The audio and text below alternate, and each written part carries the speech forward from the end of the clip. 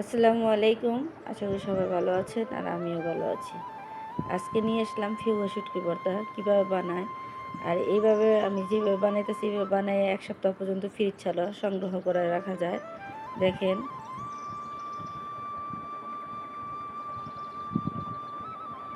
আমি এখানে কাঁচামরিচ কুচি, রসুন কুচি, পেঁয়াজ কুচি আর ধনিয়া পাতা আর ফিউগা শুটকি নিয়ে নিলাম।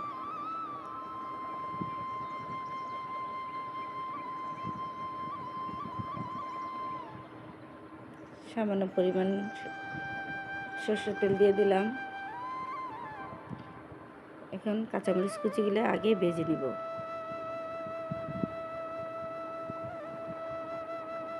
অল্প পরিমাণ ভাজা হয়ে গেলে এখন রসুন কুচিগুলো আমি দিয়ে দিব।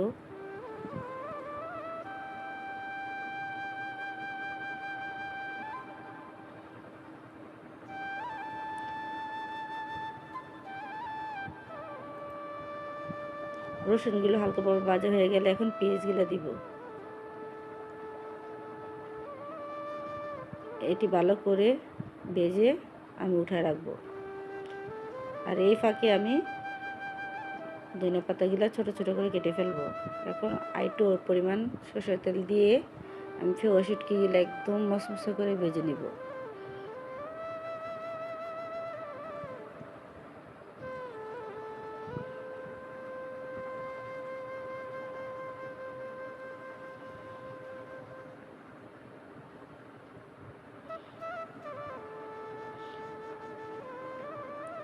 আমি শুটকিগুলো ভালো করে আস্তে ধীরে ধীরে ভেজে পাটায় বেটে নেব।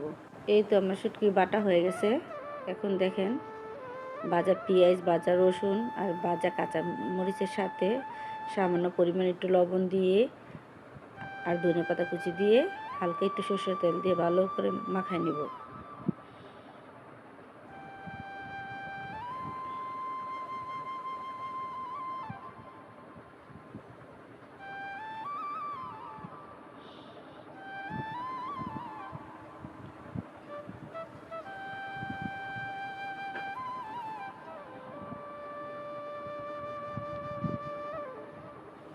দেখেন কত সুন্দর হয়েছে আর ঝরঝরা, কোনো আঠালো না।